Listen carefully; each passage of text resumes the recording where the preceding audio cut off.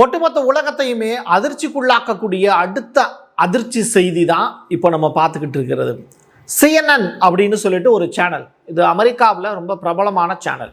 அந்த சேனல் வெளியிட்டு இருக்கக்கூடிய ஒரு முக்கியமான அறிவிப்பு தான், வெனிசுலாவினுடைய அதிபர் நிக்கோலஸ் மதுரா அவர் நான் ஆட்சியை விட்டே ஓடி போகிறேன் அப்படின்னு வாக்குமூலம் கொடுத்துருக்காராம். யாருக்கிட்ட? ட்ரம்ப்பு கிட்ட. என்னன்னு, அடுத்த 18 மாதங்கள் மட்டும் நான் வெனிசுலாவினுடைய அதிபராக இருந்துக்கிறேன், 1.5 இயர் மட்டும், அது வரைக்கும் எனக்கான வாய்ப்பை கொடுங்க அப்படின்னு ஒரு ஜனநாயக நாட்டில் தேர்ந்தெடுக்கப்பட்ட ஒரு அதிபர் கெஞ்சுற மாதிரி ஒரு ரிப்போர்ட் ஒன்று வெளியாயிருக்கு. வெளியாக்குனது யாரு? CNN, அமெரிக்காவிலிருந்து வெளியாக்கக்கூடிய ஒரு சேட்டலைட் சேனல். இந்த செய்திக்கு பின்னாடி இருக்கக்கூடிய உண்மை என்ன? ட்ரம்ப்புக்கும் மதுராவுக்கும் இடையில என்ன பிரச்சனை நடக்குது? இதனால அந்த நாட்டினுடைய ஜனநாயகமே குலைக்கப்படுமா? ட்ரம்ப்புக்கு வெனிசுலாவில் அப்படி என்ன வேணும் அப்படிங்கிற ஏகப்பட்ட தகவலை தான் நம்ம பார்க்க போகிறோம். நோபல் பரிசு ஒருத்தருக்கு கொடுத்தாங்க, அவர் தான் வெனிசுலாவினுடைய அடுத்த அதிபர்னு சொல்கிறாங்க. அவர் யார் அப்படிங்கிற ரிப்போர்ட்டையும் இந்த வீடியோவில் பார்க்க போகிறோம். ரொம்ப இம்பார்ட்டண்டான வீடியோ, ரொம்ப இன்ட்ரெஸ்டிங்கான சில சப்ஜெக்ட்லாம் உள்ளே இருக்க போகுது. ஸ்கிப் பண்ணாமல் பாருங்கள். வாங்க பார்க்கலாம் உறவுகளே, இது பிரசாத் சிக்னேச்சர். உங்களுடைய தொழில் சம்பந்தமான விளம்பரங்களை நமது சேனலில் ஒளிபரப்ப உங்களுக்கான அருமையான வாய்ப்பு. Prasad signature media broadcasting private limited. நீங்க நியூஸ் ரீடரா மாறணுமா? கண்டென்ட் கிரியேட்டரா உருவாகணுமா? சேட்டலைட் சேனல்ல ரிப்போர்ட்டரா வேலை பார்க்கணுமா? டாக்குமெண்ட்ரி மேக்கிங்ல இருந்து ஜேர்னலிசம் பற்றிய முழுமையான பயிற்சி பெற உங்களுக்கான அருமையான வாய்ப்பு. எங்களை தேடி வாங்க. ஆன்லைன் மற்றும் நேரடி பயிற்சி வகுப்புகளும் சர்டிபிகேட் கோர்ஸாவே கத்துத்தரும். மீடியா துறையில் 10 ஆண்டுகளுக்கு மேல அனுபவம் உள்ளவர்கள் பயிற்சி கொடுப்பார்கள். வாய்ஸ் ஓவர் தொடங்கி வாய்ஸ்லெஸ் பீப்புளுக்காக உங்களை சிறந்த ஜேர்னலிஸ்டா உருவாக்க வேண்டியது எங்களோட பொறுப்பு. ஸ்கூல்ஸ் அண்ட் காலேஜஸ்ல ஜூனியர் ஜேர்னலிஸ்ட்ங்கிற பேர்ல ஒர்க் ஷாப்பும் கண்டக்ட் பண்ணி கொடுக்கிறோம். மோட்டிவேஷனல் ஸ்பீக்கரா கடந்த 15 ஆண்டுகளா கல்வி நிறுவனங்களுக்கு நிகழ்ச்சிகளும் நடத்தி தரோம். தொடர்புக்கு 9944790333 94493594 prasadsignature@gmail.com. என்ன தெரியுது பார்த்தீங்களா? போட்டு இது மாதிரி மொத்தம் 20லேருந்து 21 போட்டு வெனிசுலாவில் கப்பல் பக்கத்துலேயே ட்ராவல் ஆகிட்டே இருக்கும். அந்த போட்டில் எல்லாத்துலேயுமே போதைப்பொருள் இருக்கிறதா சொல்லி அமெரிக்க படை அதை தாக்குனாங்க. அங்கே இருந்தது மக்கள் தான். அப்படி அதை ஓட்டிகிட்டு போன போட்டை ஓட்டிகிட்டு போன நபர்கள் மொத்தம் 80 பேர் இறந்து போயிருக்காங்க வெனிசுலாவில். சரி, இதுவரைக்கும் 20க்கும் மேற்பட்ட அந்த போதை படகுகள் அப்படின்னு சொல்லி அமெரிக்கா கணக்கு காமிச்சிருக்காங்க. இது கியூபா வழியாக வருது, மெக்சிகோ வழியாக வருது, வெனிசுலா வழியாக அதிகமாக வருது போதைப் பொருள் அப்படிங்கிறது தான் அமெரிக்கா சொல்லக்கூடிய ரிப்போர்ட்டு. ஸோ 16,000 அமெரிக்க படைகள் வெனிசுலாவினுடைய எல்லையில் காத்திருக்காங்க. USS ஜெரால்டுன்னு சொல்லிட்டு ஒரு கப்பல், அந்த கப்பலில் மொத்தம் 16,000 அமெரிக்க படைகள் காத்திருக்காங்கன்னு சொல்கிறாங்க. கிட்டத்தட்ட 1980க்கு பிறகு அமெரிக்காவில் ஒரு கப்பலுக்குள்ளே இவ்வளவு இராணுவ வீரர்களை உள்ளுக்குள்ளே வச்சு மிரட்டிக்கிட்டு இருக்கிறது இதுதான் முதல் முறைன்னு சொல்கிறாங்க. ஆப்கானிஸ்தானில் ஒரு போர் வந்தது அந்த டயத்தில், அப்போது அவ்வளோ பேரை இறக்குனாங்க. இப்போது யாருக்கு இடையில பிரச்சனை? ட்ரம்ப்புக்கும் வெனிசுலாவினுடைய அதிபர் இந்த மதுராவுக்கும் இடையில தான் பிரச்சனை. இவரை அதிபராக இவர் பெரிய அளவில் ஏற்றுக்கல. இவர் ரஷ்ய அதிபர் புட்டினை தான் தன்னுடைய ஆஸ்தான தலைவராக நினைக்கிறார்.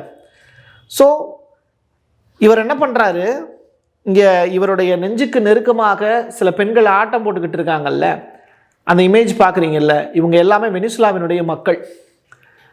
அவங்கள இவர் இசை மூலியமாக எப்படி தன்னுடைய நாட்டினுடைய ஜனநாயகத்தை காப்பாற்ற முடியும்?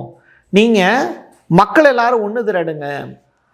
எப்படி வியட்நாம் அப்படிங்கிற நாட்டுக்கு எதிராக ட்ரம்ப்பு மாதிரியான அமெரிக்க அதிபர்கள் போர் பண்ணி தோற்று போனாங்களோ, அதே மாதிரியான ஒரு சுச்சுவேஷனை மறுபடியும் வரலாற்றை திருப்பி உண்டாக்குங்க அப்படின்னு சொல்லி இப்போது வெனிசுலாவினுடைய அதிபர் குரல் கொடுக்கிறார்.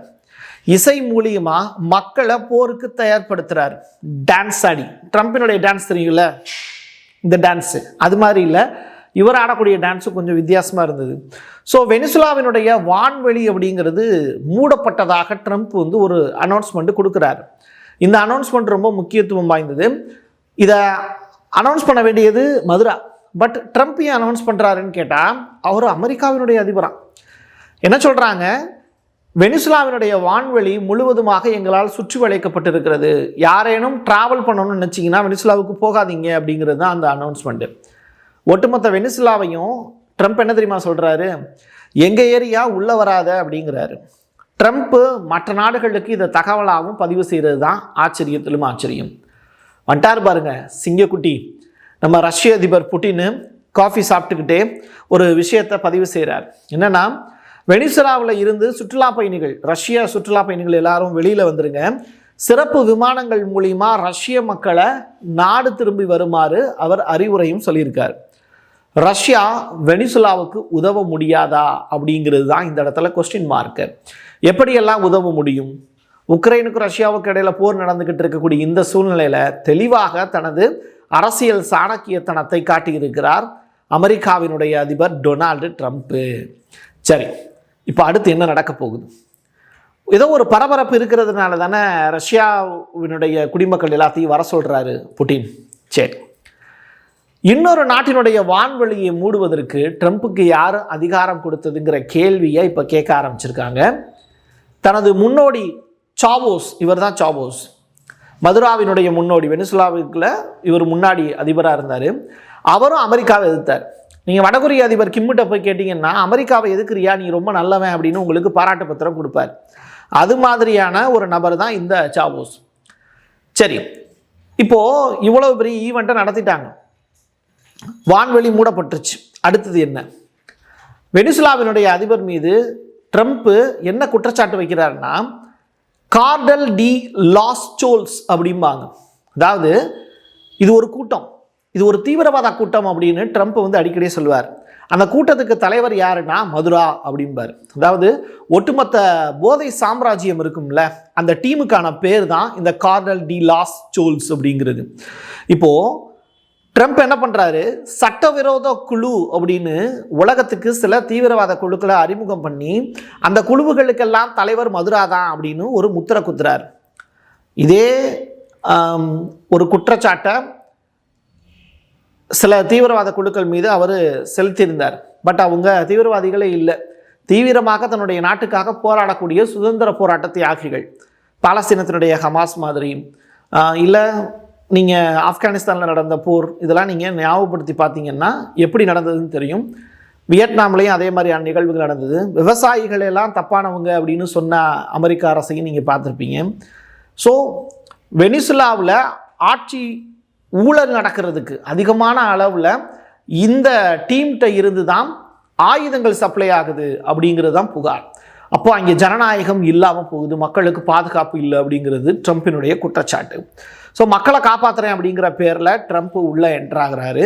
பட் மக்களுக்காக தான் ட்ரம்ப் என்ட்ராகிறாரான்னு கேட்டால் கிடையாது. அங்கே ஆயில் அதிகமாக இருக்குது, எண்ணெய் வளம் அதிகமாக இருக்கக்கூடிய நாடுகளில் ஒன்று சவுதி அரேபியா, இன்னொன்று இந்த வெனிசுலா. சும்மா வந்து ட்ரம்ப் வந்து அப்படிப்பட்ட ஒரு நிகழ்வை செஞ்சிருவாரா அப்படின்னு கேட்டால் அவர் இப்போது ஈரானுடைய பழி பாவத்துக்கும் ஆளாகிறார். அதாவது ட்ரம்பினுடைய நடவடிக்கை வந்து வான்பரப்பை மூடினாங்கல்ல, அது தப்பு அப்படின்னு ஈரானும் கியூபாங்கிறது ஒரு கம்யூனிச நாடு, அவங்களும் எதிர்ப்பு தெரிவிச்சிருக்காங்க. ஸோ இது சர்வதேச அத்துமீறல் அப்படின்னு சொல்கிறாங்க இந்த ரெண்டு நாடுகளும். நாடு பிடிக்கக்கூடிய ஆசையில் ட்ரம்ப் இந்த வேலையை செய்கிறாரு. எண்ணெய் வளம் உள்ள நாடுகளை சுரண்டுவதற்கான முயற்சி தான் இதுவே தவிர இது ஒரு ஜனநாயக அணுகுமுறையே கிடையாது அப்படின்னு சொல்கிறாரு ட்ரம்ப். அடுத்து பிளான் இண்டிபெண்டன்சியா 200 அப்படின்னு ஒரு திட்டம். இந்த திட்டத்தின் வாயிலாக வெனிசுலாவினுடைய தரை, வான்வெளி, கடல் இது எல்லாத்தையும் பாதுகாக்கிறதுக்கு வெனிசுலாவினுடைய அதிபர் முடிவு பண்ணுறார். அவர் என்ன பண்ணுறாரு, சைனா கிட்டையும் ரஷ்யா கிட்டையும் உதவி கேட்குறார். ஏர் டிஃபென்ஸ் சிஸ்டம் கொடுங்க, ஏவுகணைகள் கொடுங்க, ஆயுதங்கள் கொடுங்கன்னு உக்ரைன் கிடக்கிறாங்கல்ல, அது மாதிரி அமெரிக்காவினுடைய அதிபருக்கு எதிராக போராடக்கூடிய ஆயுதங்களை எங்களுக்கு நீங்கள் கொடுங்கன்னு கேட்குறாங்க. பட் நட்பு நாடுங்கிற அடிப்படையில் இவங்க ரெண்டு நாடும் உதவி செய்கிறாங்க. ரஷ்யா சீனாவினுடைய ஆயுதங்கள் இப்போ தயார் நிலையில் இருக்குது, போருக்கு தயார் அப்படிங்கிறத அனௌன்ஸ்மெண்ட்டாகவும் கொடுக்குறாரு வெனிசுலாவினுடைய அதிபர் மதுரா அவர்கள். இப்படிப்பட்ட நிலையில் இந்த போர் நடக்க போகுதா அப்படின்னு கேட்டால் அதை எப்படி போர் பண்ண போகிறாங்க அப்படிங்கிற கொஸ்டின் மார்க்கு. நீங்கள் கொரில்லா போர் முறை அப்படிங்கிற ஒரு விஷயத்தை கேள்விப்பட்டிருப்பீங்க. மிக முக்கியமாக கியூபாவில் ஒரு நபர் ஃபிடல் காஸ்ட்ரோ தலைமையில் சூப்பர்வாக இந்த கொரில்லா போர் முறையை நடத்துகிறாங்க. சேகுவேரா அப்படிங்கிற நபர். அது மாதிரியான ஒரு போர் முறையை நம்ம நடத்தி காட்டணும் அப்படின்னு தரைப்படையை ஸ்ட்ராங் பண்ணுறாரு வெனிசுலாவினுடைய அதிபர் மதுரா அவர்கள். வான் பாதுகாப்பையும் தயார்படுத்துகிறாரு. அதற்கு பிறகு அமெரிக்காவிடம் 1500 போர் விமானங்கள் இருக்கே, உங்ககிட்ட எவ்வளோ போர் விமானங்கள் இருக்குது அப்படின்னு சொல்லி வெனிசுலாவினுடைய அதிபர்கிட்ட கேட்டால் வெறுமனே 23 போர் விமானங்கள் மட்டும்தான் வச்சுருக்காரு. அப்போது அமெரிக்காவோட போரிட்டு இவங்களால ஜெயிச்சிட முடியுமா அப்படின்னு கேட்டால் வான் பகுதியை மட்டுமே பயன்படுத்தினாங்கன்னா அமெரிக்கா எளிமையாக வெனிசுலாவை வீழ்த்தி விட முடியும்.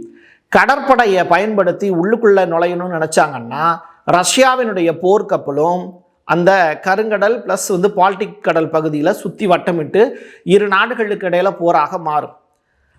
இது தரைப்படையை நோக்கி அமெரிக்கா முன்னேறி வந்துச்சுன்னா அதுக்காக தான் 16,000 வீரர்களை உள்ளே இறக்குறாங்க. அது வியட்நாமில் எப்படி தோல்வி அடைஞ்சாங்களோ அதே மாதிரியான தோல்வியை அமெரிக்காவுக்கு திருப்பி கொடுக்கணும் அப்படிங்கிறது தான் இப்போ அவங்க செய்யக்கூடிய ஒரு விஷயமா இருக்குது. வெனிசுலாவினுடைய அதிபர் மதுரா அவர்கள் தரைப்படையை ரொம்ப ஸ்ட்ராங்காக வச்சு கொரில்லா போர் முறை மூலிமா அமெரிக்காவை ஓட விடணும் அப்படிங்கிறது தான் அவருடைய எண்ணப்பாடு. அவருடைய திட்டம் பலிக்குமாங்கிறத பொறுத்திருந்து பார்க்கணும். அடுத்து ட்ரம்ப்பு ஒரு அன்அஃபிஷியலாக ஒரு ரிப்போர்ட் ஒன்று வெளியாகுது. மதுராவுக்கு நான் ஃபோன் பண்ணேன், மதுராவுக்கு ஃபோன் பண்ணி நான் பேசினப்போ சொல்லியிருக்கக்கூடிய விஷயத்தை தான் CNN இப்போ ரிப்போர்ட்டாக ஃபைல் பண்ணியிருக்காங்க. நான் ஃபஸ்ட்டு சொன்னேன்ல, உன்னுடைய மனைவி சிலியா போரஸ் ப்ளஸ் உன்னுடைய மகன் இவங்க 2 பேரையும் கூட்டிகிட்டு நாட்டை விட்டே ஓடிடு, உனக்கு தேவையான பாதுகாப்பை நான் கொடுக்குறேன் அப்படிங்கிறது தான் ட்ரம்ப் விடுத்திருக்கக்கூடிய மிரட்டல். இந்த மிரட்டலுக்கு மதுரா அவர்கள் அடிபணிந்திருக்கிறாரா அப்படிங்கிற கொஸ்டின் மார்க். இதை தொடர்ந்து சில செய்திகளை ஃபாலோ பண்ணால் வெனிசுலாவினுடைய கராகரஸ் அப்படிங்கிற இடத்துல இருந்து பிரேசிலை நோக்கி ஒரு விமானம் ஒன்று பறக்குது. அந்த விமானத்துக்குள்ளே இருக்கிறது யாரு அப்படிங்கிற கொஸ்டின் மார்க்கு. அந்த விமானம் என்ன அப்படின்னு சொல்லி தேடி பார்க்கும்போது ஏர்பஸ் 319 அப்படிங்கிற A319 அப்படிங்கிற விமானம் சாண்டா எலினா அப்படிங்கிற விமான நிலையம் வரைக்கும் அது போகுது. எங்கே? வெனிசுலாவில் இருந்து சாண்டா விமான நிலையம் வரைக்கும் போகுது, பிரேசிலுக்கு பக்கத்தில். அதற்கு பிறகு மறுபடியும் அது வெனிசுலாவுக்கே திரும்பிடுது. அவங்க என்ன டீ குடிக்க போயிருப்பாங்க, இல்லை பெட்ரோல் போட போயிருப்பாங்களா? வெனிசுலாவிலேயே தான் ஏற்கப்பட்ட எண்ணெய் வளம் இருக்கு. அப்புறத்துக்கு இந்த விமானம் அங்கே போச்சுங்கிற கொஸ்டின் மார்க் இருக்கு. அதற்கான பதில் தெரியல.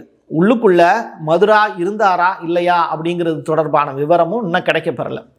சரி, வெனிசுலாவில் அப்போ ஆட்சி மாற்றத்துக்கு சாத்தியக்கூறுகள் இருக்கா? போர் புரியாமலேயே மதுரா சரணடைய போகிறாரா அப்படிங்கிற கேள்வி. அடுத்த அதிபர் யார் அப்படிங்கிற தேடுதலும் நமக்குள்ள இருக்கு. அப்போது மதுரா அவர்களை காட்டி கொடுத்தாங்கன்னாலே அவங்களுக்கு 415 கோடி ரூபாய் சன்மானம் கொடுக்கப்படும்னு அமெரிக்கா அறிவிச்சிருக்காங்க. அவருடைய மதுராவுடைய பைலட்டை வச்சே அவரை தூக்குறதுக்கான பிளானும் போட்டாங்க, அதுவும் ஃபெயிலியர். இப்படிப்பட்ட நிலையில் எட்மண்டோ கோன்சலஸ் அப்படிங்கிற நபர், இவர் எதிர்க்கட்சியில் இருக்கார் எங்கே? வெனிசுலாவில்.